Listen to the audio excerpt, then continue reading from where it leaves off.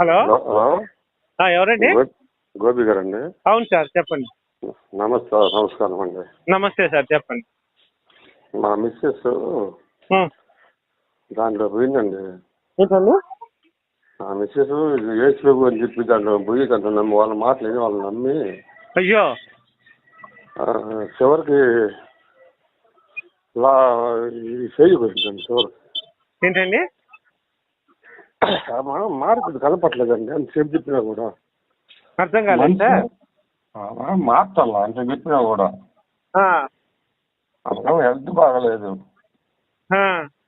నేను మరీ చూపించాను. చూపిస్తే నాకు ఆయన తగ్గిస్తాడు నేను ఇదిగా పడింది. అయ్యో తప్పు సార్, అసలు అదంతా తగ్గదండి. చాలా మంది అలా చచ్చిపోయిన వాళ్ళు ఉన్నారు. తెలుసండి, నాకు తెలుసండి అది.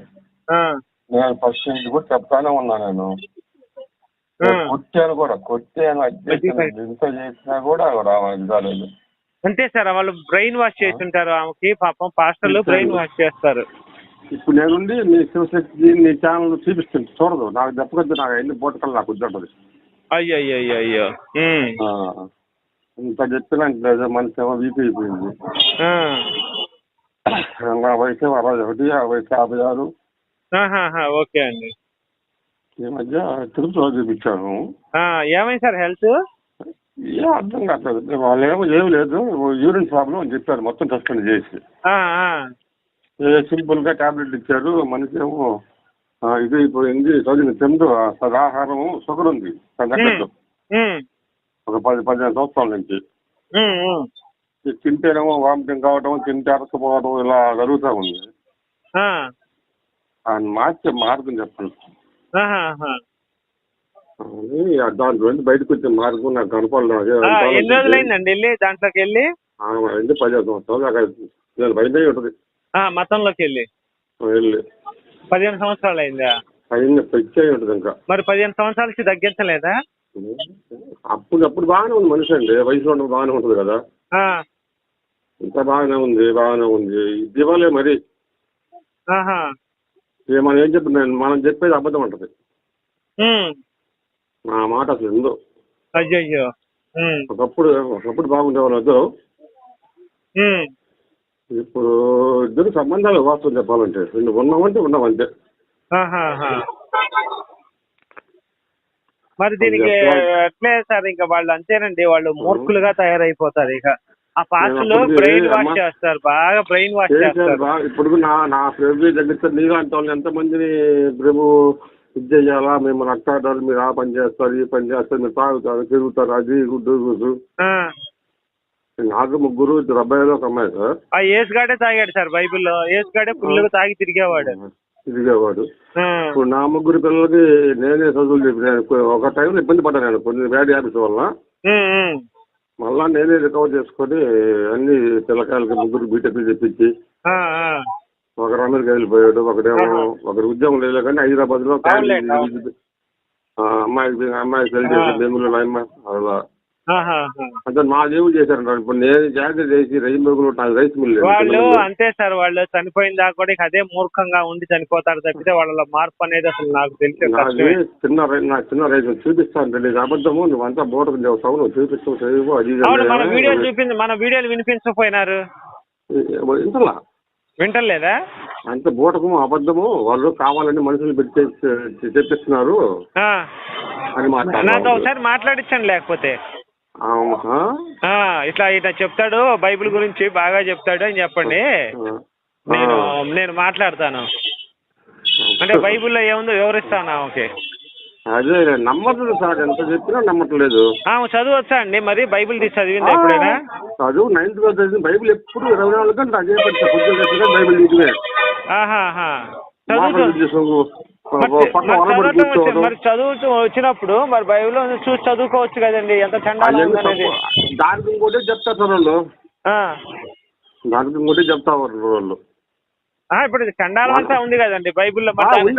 నేను చెబుతాను, బైబిల్లో చండాలం అంతా ఉందమ్మా, చూసుకుంటాను చూడు నువ్వు. కాకపోతే రిఫరెన్స్ మనం ఇస్తాం కదా. డిప్రెషన్ వాళ్ళు చెబుతున్నారు వినమంటే వాళ్ళు చెప్పింది నన్ను వీళ్ళు చెప్పేది నమ్మకూడదు సార్. వీళ్ళు టీవీలో చూపించింది నాకు జాజరం తగ్గింది, ఈ రోగం తగ్గుతుంది అని చెప్పి నెత్తి చేపించి ఏం చూపిస్తున్నారు కదా. వీళ్ళు ఏం చెప్తారు సార్? యేసు మన కోసం చచ్చాడు, రక్తం కార్చాడు, వీళ్ళు చెప్పే మాటలు. వాళ్ళు దశం బాగాలంటారా మీకా డబ్బులు కదా వదులుతున్నారు, వీళ్ళు లేదు వాళ్ళకి కూడుకోవడం వాళ్ళకి. దాంట్లో అన్ని బూతులే ఉన్నాయని వాళ్ళకి తెలియదే సార్. అదే దాంట్లో అన్ని బూతులేను వాళ్ళు చెప్తున్నారు చూడు కావాలంటే. అలా ఉంది సార్ మా లైఫ్ అనేది. మనసు ప్రశాంతత ఉండదు సార్. ఏదో మీరు కొంచెం వయసు పెద్దవాళ్ళు కాబట్టి ఈ వయసులో మీకు ప్రశాంతత కావాలి. వాళ్ళు ఏంటంటే ఆ మతంలోకి వెళ్తే మీకు ప్రశాంతత ఉండదు, వాళ్ళకి ఉండదు. ఇద్దరికి ఉండదు లేదు. అదే వాళ్ళకి ఏంటంటే వాళ్ళకి ఏసే ఎక్కువ అండి మీకంటే కూడా. నాకు ఆ పెవ్వే నాకు తగ్గిస్తాడు, ఆ పెవ్వే నాకు కాపాడతాడు. ఇదే జాస్తి తప్పితే ఇంకో జాస్తి లేదు. మళ్ళీ పోదాం అక్కడ చెప్పలు చూసుకున్నా కదా మళ్ళీ ఇక్కడ పాస్టర్ గారిని కొట్టండి సార్. పాస్టర్ గారి దొరికితే ఆవిడ కొట్టండి సరిపోద్ది. ఎన్ఆర్ఐ హాస్పిటల్ ఉంది కదా సార్ విజయవాడ మంగళగిరి దగ్గర. దాంట్లో చూపిస్తాను. ఆల్ చెకప్ ఉంటారు, మొత్తం చేస్తారు, చెక్ చేస్తారు బాడీ. అంటే నాకే రోగం లేదు, నాకేం లేదు సార్. అట్లా వచ్చిన వాళ్ళు చాలా మంది చనిపోయారండి నాకు తెలిసిన వాళ్ళు. చనిపోయారు సార్, తెలుసు నాకు కూడా తెలుసు. యేసు నన్ను రక్షిస్తాడు, నాకు ఏ రోగం రాదు అనుకొని చివరికి చచ్చిపోయిన వాళ్ళు బొచ్చెడు మంది ఉన్నారు. మా ఊర్లోనే ఉన్నారు సార్. మాది దర్శి ఒంగోలు జిల్లా దర్శి. సార్ ఈమెకి నాకు తెలిసి ఈ గ్యాస్ కు సంబంధించిన ప్రాబ్లం, జీర్ణాశయానికి సంబంధించిన ప్రాబ్లం ఏదో ఉంది. ఒకసారి ఎండోస్కోపీ గానీ ఇట్లాంటిది ఏదో చూడండి సార్, అవకాశం ఉంటే. అన్ని చూపించారు సార్, మొత్తం ఎండోస్కోపీ చేశారండి. లోపల పై పంపించేసి పంపిస్తారు. అదే చేశారా? మొత్తం చేశారు. లోపల ఏం లేదమ్మా, నీకు యూరిన్ లో ఒక ఇన్ఫెక్షన్ వచ్చేసింది నీకు అని చెప్పేసి టాబ్లెట్ ఇచ్చారు. ఆ యూరిన్ ఇన్ఫెక్షన్ పోయిందా? ఇప్పుడు బానే ఉందా మరి? రికవర్ కావట్లేదు. అదే వీక్ మంచి చాలా వీక్ అయిపోయింది సార్. ఒక నెలలోని మంచి డౌన్ అయిపోయింది. ఒక్క నెలలోని మంచి బాగా వీక్ అయిపోయింది. వాళ్ళు తింటే అరకపోవడము, వామిటింగ్ రావడం, జ్యూసులు పోసిన తప్పి ఈ మధ్య కొంచెం తింటుంది. కొంచెం ఒక్క పూటే కొంచెం రాగి సంగటి కానీ తినేదిను మంచిగా చేస్తుంది. బాధపడతా ఉంది మనిషి. చూపిస్తామంటే రాదు. తగ్గిస్తాడని చెప్తుంది. మనకు అన్ని ఉండి కూడా తింటారు, అన్ని ఉండి కూడా ఈ సమస్యలు నాకు చెప్పి నా బాధ. అంతే సార్. ఆ మతంలోకి వెళ్ళిపోతే మీకు ప్రశాంతత, ఆమెకి ఉండదు ప్రశాంతత. ఇప్పుడు మాకు ప్రశాంతత లేదు. అదే 7 years అవుతుంది దగ్గర మా ఇద్దరికి. ఎన్ని సంవత్సరాలైందండి ఆ మతంలోకి వెళ్ళి? 15 years అబౌవ్ అవుతుంది సార్. వాయబ్బా. మీ పిల్లలు ఎవరైనా వెళ్ళారండి? ఎవరు వెళ్ళలేదండి. అదృష్టవంతులండి నిజంగా మీరు. చెప్పారు మన పనికి రాదు అది. సార్ మీరు ఏదైనా గుడికెళ్ళి ప్రసాదం పెడితే తింటుందా అండి? లేదు ఏం మాట్లాడే పని లేదు. నేను ఒక అమ్మాయి తిరగ పోయి లడ్డు ఇస్తే తీసుకోలే. చూసారండి, అంటే మీకంటే కూడా నేను పిఠాపురంలో ఈ ఆలయం ఉంది కదా, దాంట్లో నేను పూజ చేయించుకొని ఒక పటము ప్రతిమల ఇచ్చాను నాకు. ఆ ఇంట్లో పెడితే ఎప్పుడు చేసి ఆడబెట్టింది తెలియదు. సాయిబాబా బొమ్మ, శ్రీడిపి సాయిబాబా ఇంట్లో పెడితే ఆ బొమ్మ ఎక్కడేసినా కూడా తెలియదు. అక్కడ ఏమైందంటే బూడ్చి పెట్టాను అంటది, ఆడబెట్టామని తెలియదు. చూసారండి ఎంత సైకోలుగా మారిపోతారు. మామూలు సైకాలజీ కాదు సార్. సైకో అంటారండి వీళ్ళందరినీ. సైకో మెంటాలిటీ అంటే సైకో మెంటాలిటీ. ఇప్పుడు నేను ఏది మాట్లాడినా కూడా ఒక కోపంగా ఫీల్ అవుతున్నాను. నేనే తప్పు చేస్తున్నట్టుగా. చూసారండి, ఇదేనండి హిందూ ధర్మానికి క్రైస్తవ మతానికి ఇదేనండి తేడా. హిందూ ధర్మంలో భర్తని దేవుడిగా భావిస్తారు. అదే క్రైస్తవ మతంలో అదేమంటే నీకు సైతాన్ని పట్టింది, నీకు అది పట్టింది, ఇది పట్టింది నన్ను అల్లాడిస్తుంది. ముగ్గురు నా మాట భర్త నా మాట అనొచ్చా అండి? నాకు సైతాన్ని పట్టలేదమ్మా, నీకు బట్టి నీకు అట్లా తయారయ్యావు నువ్వు. నీకు సైతాన్ని బట్టి నీకు అట్లా తయారయ్యావు నువ్వు.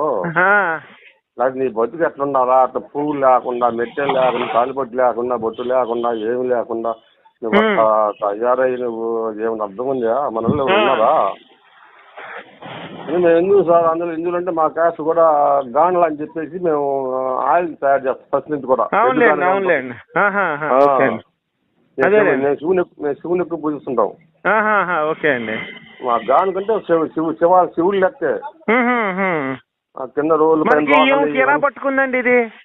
ఇది ఒక టైంలో మా ఇంట్లో మా అమ్మగారు గొడవ పెట్టుకుని వెళ్ళిపోయింది చెప్పక పెట్టుకున్నాం నాకు. మా కనిగిరెడ్డి వెళ్ళిపోయి ఇంకా అక్కడే ఉంటే ఆడ సైతాన్ని పట్టుకుందేమని వాళ్ళ ఇంట్లో సైతాన్ని అడ్డుకుంటుంది తీసుకెళ్తాను. ఈ దరిద్రం అంతే సార్. ఈ గజ్జి ఎక్కడ ఉంటే అది తగులుకుంటుందండి. గజ్జి తగులుకున్నట్టే పోయి ఇంటికి తెచ్చినాక వద్దు మనకు వద్దు లాభం లేదు కూర్చున్నా కూడా మనిషిని అసలు ఇంకా ఎక్కువ చేసింది. మనం చేసే కొంచెం ఆమె ఇంకా ఎక్కువ చేసింది. ఇంకా మా బతుకు తయారీ అని మరి రేపు ఇంకో రోజు నా మామూలుగా ఉన్నప్పుడు నేను ఫోన్ చేయవచ్చు సంగతి ఫోన్ చేసి మాట్లాడతాను చెప్పి ఫోన్ చేస్తాను సార్. మీరు నాకు ఫోన్ చేయండి, మాట్లాడదాం తోట ఒకసారి. నెంబర్ కూడా ఉంది, వేరే నా నెంబర్ కూడా సపరేట్ గా. మీ దాంట్లో నుంచి కాల్ చేయండి, మాట్లాడతాను ఆమె తోట ఒకసారి మాట్లాడి చూస్తాను. సరే సార్, రేపు నేను చేస్తాను. మా మూడు బాగున్నప్పుడు చూసి చేస్తాను సార్. నాకు ఇప్పుడు ఏంటంటే నీకు భార్య ఫ్యాన్ లేదు, అదే ఇదే బాధపడుతుంది. ఏ బాధ లేకపోతే ఇప్పుడు ఎంత తీసుకొని వచ్చాను నేను. సరేలే సార్, మీరు రేపు కాల్ చేయండి, కొంచెం రేపు బయట ఉన్నా మళ్ళీ మాట్లాడదాం. సరే సార్, ఓకే. సరే సార్, ఓకే అండి, రైట్.